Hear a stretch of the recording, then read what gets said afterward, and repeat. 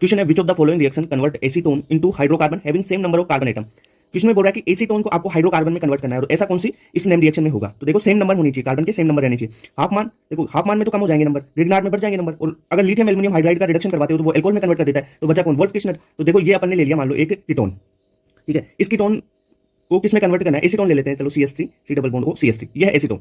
इसको कन्वर्ट करना है सिंपल हाइड्रोकार्बन में, तो वोल्फ किशनर रिएक्शन करवाते हैं। वोल्फ किशनर रिएक्शन में रिएजेंट क्या लेंगे, NH2 और साथ में बेसिक मीडियम आपको लेना पड़ेगा, तब रिएक्शन होगी। तो क्या होगा, ये जो कीटोनिक ग्रुप है ना, इसको देखो ऑक्सीजन को उठाओ, यहाँ पे हाइड्रोजन दो, सीधा ये होता है। मैकेनिज्म भी बता दूंगा इसकी, C यहाँ पे H2 और CH3 ये बन जाएगा, ये है वोल्फ किशनर रिडक्शन, ठीक है। फर्स्ट ऐसा ही होता है कि किल्मेंशन रिडक्शन, अगर ये रिएजेंट यहाँ पर अपन ने वोल्फ किशनर के डाले हैं, वोल्फ किशनर रिएक्शन अगर किल्मेंशन करवाना हो तो क्या होगा, किल्मेंशन रिडक्शन।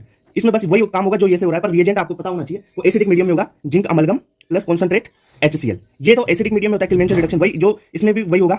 जो आपका एसीटोन है, इसको ये रिएजेंट दिया तो ये भी हाइड्रोकार्बन में एल्केन में कन्वर्ट हो जाएगा, पर इसमें एसिडिक मीडियम है और यहाँ पर वोल्फ किशनर में बेसिक मीडियम है। क्लियर बात, तो करेक्ट आंसर फर्स्ट हो गया। क्वेश्चन है, the compound which does not respond to Fehling test is R, यानी कौन सा कंपाउंड फेलिंग टेस्ट नहीं देगा। देखो पहले अपन देख लेते हैं कि फेलिंग टेस्ट कौन देगा, फेलिंग टेस्ट कौन कौन देगा। तो पहली बात, जो एलिफेटिक एल्डिहाइड है, एलिफेटिक एल्डिहाइड ये टेस्ट देते हैं। अब सर कुछ बोलेंगे कि सर एरोमेटिक एल्डिहाइड नहीं, एरोमेटिक जो एल्डिहाइड होंगे ये टेस्ट नहीं देंगे। तीसरी बात, जो कीटोन होंगे चाहे से एलिफेटिक हो और चाहे से एरोमेटिक हो, वो टेस्ट नहीं देते हैं ये, ठीक है। एक आपका अगर देखें तो HCOOH फॉर्मिक एसिड है ना, ये टेस्ट दे देगा। अगर आपके पास हेमी एसिटल है, ठीक है, हेमी एसिटल यानी अल्फा हाइड्रोक्सी कीटोन आ जाए, वो भी ये टेस्ट दे देगा, यानी अल्फा हाइड्रोक्सी कीटोन। ओके, तो ये सिंपल सी चीज आपको पता होनी चाहिए। और इस टेस्ट में क्या होता है कि कोई भी कार्बोक्सिलिक एसिड का सोल्ट ले लिया अपन ने, ठीक है, अरे एल्डिहाइड ले लिया, उससे कार्बोक्सिलिक एसिड का सोल्ट बन जाएगा, यानी एल्डिहाइड ले लिया, उस पे डाला। फेलिंग सॉल्यूशन में क्या होता है, फेलिंग ए और फेलिंग बी, यानी फेलिंग ए होता है एक्वस CuSO4 और फेलिंग बी होता है रोसेल सोल्ट। तो यहाँ से कॉपर 2+ आयन आएंगे, तो क्या होगा, ये एल्डिहाइड है ना, इससे RCOO यानी कार्बोक्सिलिक एसिड का सोल्ट बन जाएगा, प्लस Cu2 बन जाएगा। जो Cu2 होता है रेड PPT देता है।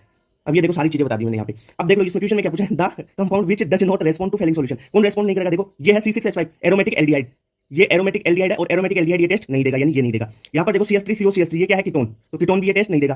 तो 2 और 3 दोनों ही नहीं देंगे, करेक्ट आंसर फोर्थ हो गया। बोथ 2 और 3 ये टेस्ट नहीं देंगे। ये तो देखो एलिफेटिक एल्डिहाइड है, ये टेस्ट दे देगा।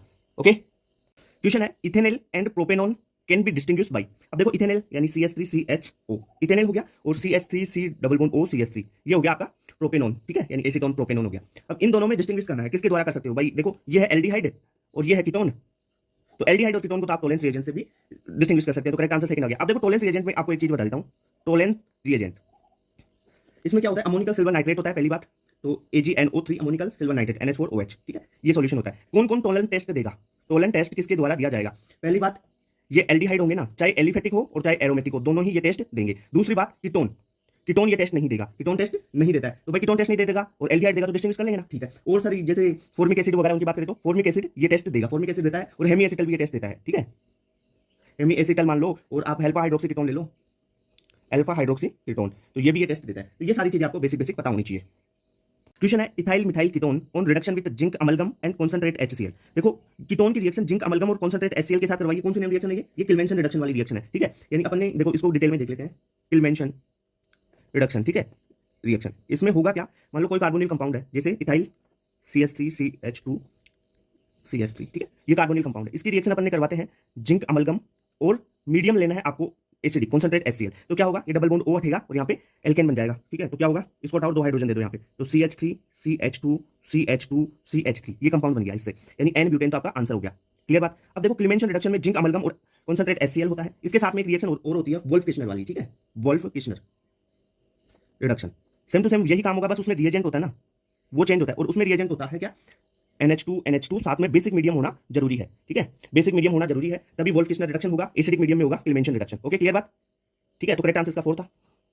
Which of the following is most reactive isomer, यानी सबसे ज्यादा NAR के लिए कौन सा मोस्ट रिएक्टिव होगा। तो मैंने NAR की सारी चीजें बता चुका कि कौन रिएक्टिव होगा भाई, जो एल्डिहाइड है वो कीटोन से ज्यादा रिएक्टिव होते हैं, क्योंकि एल्डिहाइड में स्टेरिक हिंड्रेंस कम होती है, कीटोन में ज्यादा होती है। दूसरी बात, ठीक है, तो यहाँ पर तो देखो ये कीटोन है, ये कीटोन है, ये भी कीटोन है, ये क्या है, ये आपको एल्डिहाइड ग्रुप मिल रहा है, तो ये मोस्ट रिएक्टिव आइसोमर होगा। ओके, क्लियर बात। 1 mole of each para hydroxy acetophenone, ठीक है, para hydroxy acetophenone and methyl magnesium iodide. अब रिएक्शन करवाते हैं अपन, देखो पहले तो पैरा हाइड्रोक्सी एसिटोफिनोन बना लेते हैं, ये है यहाँ पर हो जाएगा आपका पैरा हाइड्रोक्सी एसिटोफिनोन बनाना ना, C डबल बॉन्ड O ये CH3 और पैरा पे OH ग्रुप लग जाएगा, ठीक है, ये हो गया पैरा हाइड्रोक्सी एसिटोफिनोन। अब इसकी रिएक्शन करवाना है मिथाइल मैग्नीशियम आयोडाइड यानी CH3 CH3 MgI, ठीक है। CH3 माइनस Mg+, ये यहां से होगा। अब देखो इसके पास क्या है, पैरा हाइड्रोक्सीफिनोल है ना, इसके पास देखो OH ग्रुप है, ये एसिडिक हाइड्रोजन है, एसिडिक हाइड्रोजन है ना, ये ले लेगा कौन, CH3, और क्या फॉर्मेशन कर देगा, CH4 की तो फॉर्मेशन कर देगा यहां से, ठीक है। और जो मैग्नीशियम Mg और I है ना, वो इस O- के साथ में जुड़ जाएगा, ठीक है। तो क्या बन जाएगा, यहां पर अगर अपन बनाना चाहें C double bond O CH3, देखो O के साथ में MgI जुड़ जाएगा, यानी CH4 बनेगा और एक ये कंपाउंड बन जाएगा। क्लियर, तो कौन से में आ रहा है आपका, देखो फर्स्ट में देखो CH4 और MgO ये वाला बन गया एसिटोफिनोन के साथ है। बहुत अच्छा क्वेश्चन है इन ऑर्गेनिक कंपाउंड X, ठीक है, विद मोलिकुलर फॉर्मूला उसका C9H10O, ठीक है, गिव पॉजिटिव 2,4-DNP। देखो 2,4-DNP टेस्ट पॉजिटिव कौन देगा, कार्बोनिल कंपाउंड, मान लो कोई भी कार्बोनिल कंपाउंड होगा वो, तभी 2,4-DNP देगा। अब आगे बोल रहा है टोलन टेस्ट, ठीक है, टोलन टेस्ट भी पॉजिटिव दे रहा है। टोलन टेस्ट पॉजिटिव कौन देता है, एल्डिहाइड, यानी कार्बोनिल कंपाउंड है उसमें से वो एल्डिहाइड है, ये पता चल गया इतना। इट अंडरगो केनिजारो रिएक्शन, अब केनिजारो कौन देता है, जिसके पास अल्फा हाइड्रोजन नहीं हो, तो केनिजारो रिएक्शन दे रहा है वो, तो कौन होगा वो, मान लो उसके पास अल्फा हाइड्रोजन नहीं है उस कंपाउंड के पास, इतना पता चल गया अपने को, ठीक है। अब आगे दे रखा है it give 1,4 benzene di carboxylic acid, यानी वो benzene 1,4 benzene di carboxylic acid देगा, मतलब क्या है, ये बेंजीन और ये COOH ग्रुप और ये COOH ग्रुप, यानी ये कंपाउंड दे रहा है। It give 1,4 benzene di carboxylic acid, ठीक है, okay, on vigorous oxidation.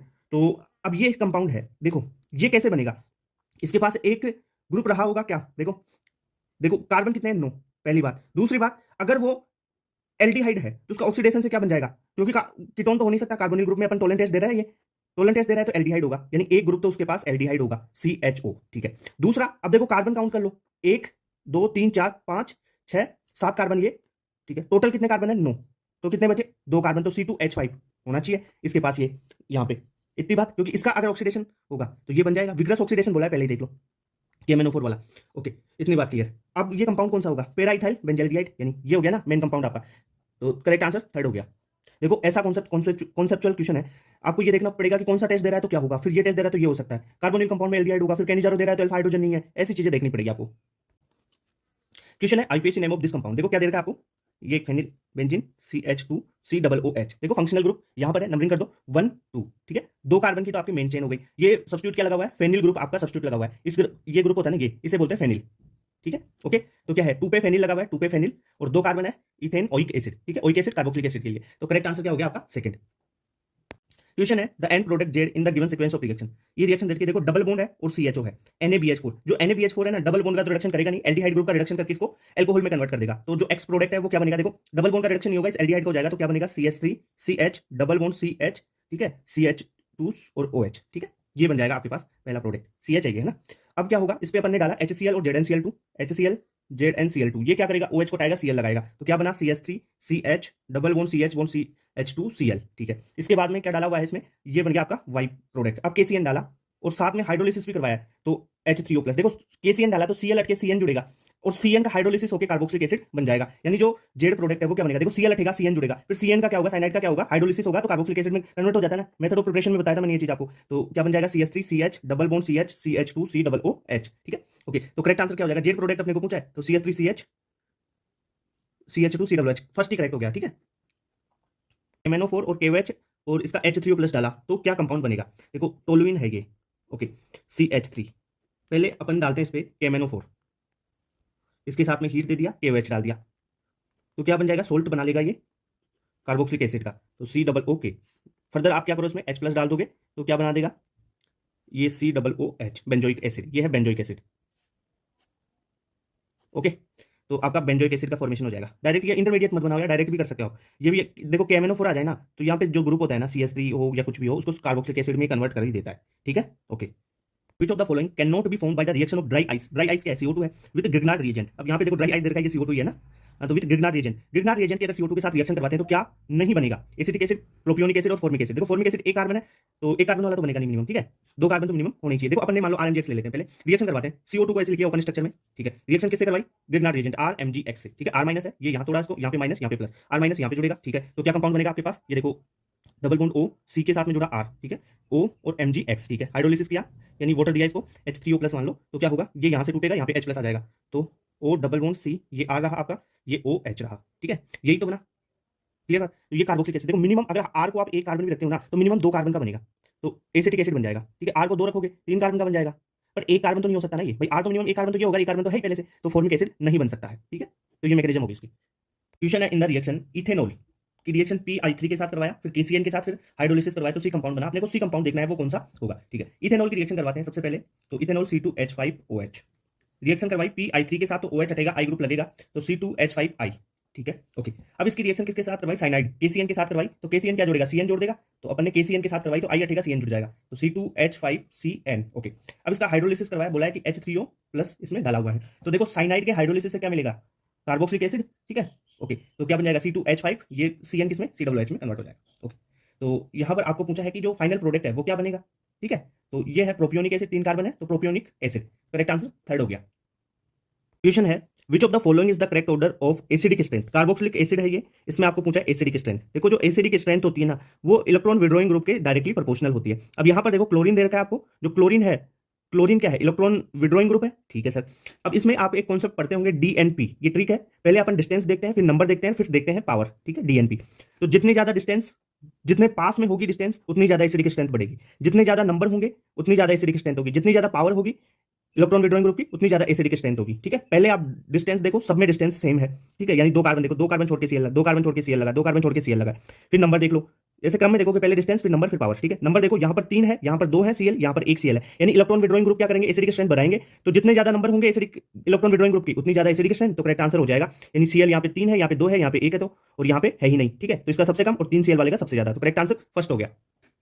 Acetic acid exist in dimer state in benzene due to, देखो बेंजीन में अगर एसिटिक एसिड होगा तो एसिटिक एसिड डाइमर स्टेट में स्टेबल होता है, ठीक है, एग्जिस्ट करता है। तो वो डाइमर स्टेट पहले इसकी बना लेते हैं, किसके कारण होगा वो देखते हैं अपन। जैसे डाइमर बनाए CH3C, यहाँ पे C डबल बॉन्ड O, यहाँ पे O ये H, ठीक है, ओके। दूसरा भी बना लो आप C, यहाँ पे CH3 डबल बॉन्ड O, ठीक है, ये O और ये H, ठीक है। अब देखो इन दोनों में क्या होगा, यहाँ पर हाइड्रोजन बॉन्ड है और ये H और इस OH में हाइड्रोजन बॉन्ड है, तो जो ये हाइड्रोजन बॉन्ड बन रहे हैं इनके कारण तो डाइमर स्टेबल एग्जिस्ट कर रहा है इनका, तो करेक्ट आंसर सेकंड हो गया इसका।